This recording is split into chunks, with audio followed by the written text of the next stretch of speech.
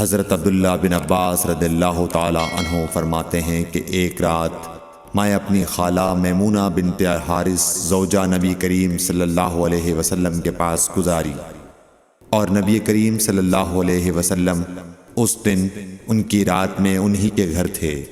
آپ صلی اللہ علیہ وسلم نے عشاء کی نماز مسجد میں پڑھی، پھر گھر تشریف لائے اور 4 رکعت نماز نفل پڑھ کر آپ سو گئے۔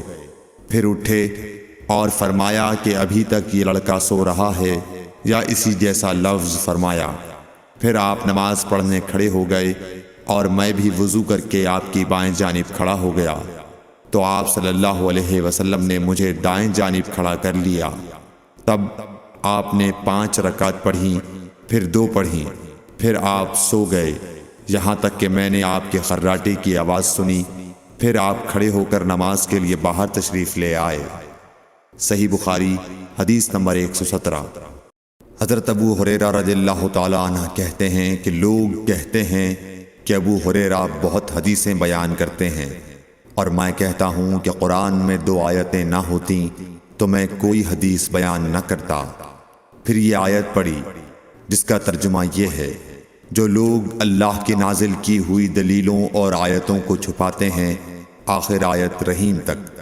واقعہ یہ ہے کہ ہمارے مہاجرین بھائی تو بازار کی خرید و فروخت میں لگے رہتے تھے، اور انصار بھائی اپنی جائیدادوں میں مشغول رہتے، اور ابو ہریرہ رسول اللہ صلی اللہ علیہ وسلم کے ساتھ جی بھر کر رہتا، تاکہ آپ کی رفاقت میں شکم پوری سے بھی بے فکری رہے، اور ان مجلسوں میں حاضر رہتا جن مجلسوں میں دوسرے حاضر نہ ہوتے، اور وہ باتیں محفوظ رکھتا جو دوسرے محفوظ نہیں رکھ سکتے تھے۔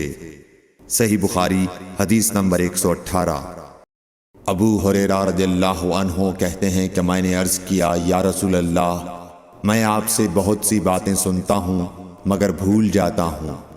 آپ صلی اللہ علیہ وسلم نے فرمایا، اپنی چادر پھیلاؤ۔ میں نے اپنی چادر پھیلائی۔ آپ صلی اللہ علیہ وسلم نے اپنے دونوں ہاتھوں کی چلو بنائی اور میری چادر میں ڈال دی۔ فرمایا کہ چادر کو بدن پر لپیٹ لو۔ میں نے چادر کو اپنے بدن پر لپیٹ لیا، پھر اس کے بعد میں کوئی چیز نہیں بھولا۔ صحیح بخاری حدیث نمبر 119۔